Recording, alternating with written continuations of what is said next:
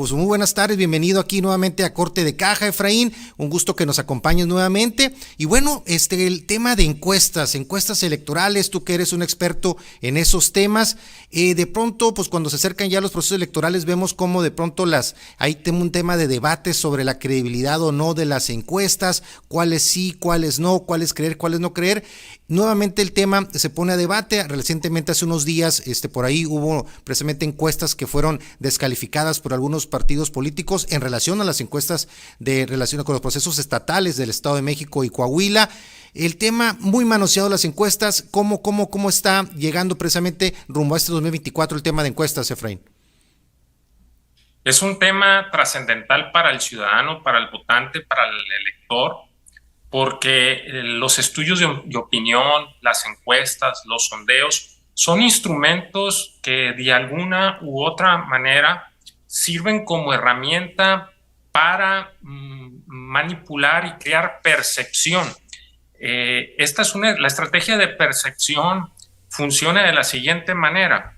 Un candidato, un aspirante, un precandidato, un partido político contratan un sinnúmero de casas encuestadoras e inician el levantamiento de encuestas con una posición o una intención del voto muy favorable a ese candidato o a ese partido político. Y entonces empiezan a generar esto que nosotros le llamamos percepción. La realidad perceptiva, Jesús, es mucho más fuerte que la realidad perceptiva, es mucho más fuerte, es decir, la percepción es mucho más fuerte que la realidad. Entonces, en torno a lo que tú mencionaste hace un momento, que hubo una sanción de parte del Tribunal Electoral en el caso de Estado de México, precisamente por la falta de metodología, y identificaron que pudiesen estar sesgadas esos estudios de opinión. Y en eso, esto también es una corresponsabilidad del ciudadano. El ciudadano debe analizar, estudiar, conocer la metodología, preguntar, comparar una encuesta con la otra, porque hay distintos tipos de métodos para la recolección para el levantamiento de una encuesta. Puede ser telefónica, a través de las redes sociales, a través del WhatsApp, a través o las de vivienda, que son las de metodología científica, desde mi punto de vista, de mayor confianza en este momento y durante todo el tiempo desde que se han estado realizando estudios de opinión. ¿Cuáles serían ahí algunos focos amarillos o elementos que tú pudieras comentar a quienes ven encuestas que podrían para que pongan de pronto ahí un poco más de atención cuando ven algo con ciertas características para que desconfíen a lo mejor de una encuesta de ese tipo? ¿Cuáles son algunos de los detalles que tú aconsejarías observar como detalles finos ahí para detectar cuando una encuesta puede ser a lo mejor manipulada o quizás que no siguió los rigores técnicos adecuados? Por ejemplo, si en un estudio de opinión, una encuesta, hay un candidato, un aspirante, un precandidato que se sitúa en X posicionamiento y sin causa, motivo o alguno, en la siguiente evaluación aparece con una tendencia a la baja y una caída abismal, una caída muy relevante, muy negativa para ese candidato, pero no se presentó ningún suceso o acontecimiento o no identificamos ninguna causa o motivo que pudiera ocasionar una baja o una tendencia a la baja en el posicionamiento y la intención del voto de X candidato, aspirante o precandidato o partido. Entonces estaríamos hablando de la posibilidad del escenario de que el estudio de opinión pudiese estar sesgado. Claro, que es donde tendría que poner ahí el ojo precisamente en ese tipo de detalles y precisamente de una u otra forma también con estas situaciones que vivimos con las encuestas, ¿hasta qué punto tú consideras que debe ser un punto que debe tomarse en cuenta al momento de tomar una decisión? ¿Hasta qué punto debe ser una encuesta, una guía o un referente para poder tomar una decisión en el momento de ejercer un voto? ¿Qué tanto debe de pesar esto en la toma de decisiones? Yo creo que los estudios de opinión son herramientas muy importantes muy útiles para los partidos políticos, para los gobiernos, para los candidatos, incluso para hacer estudios de medición o evaluación social, sociológicamente hablando.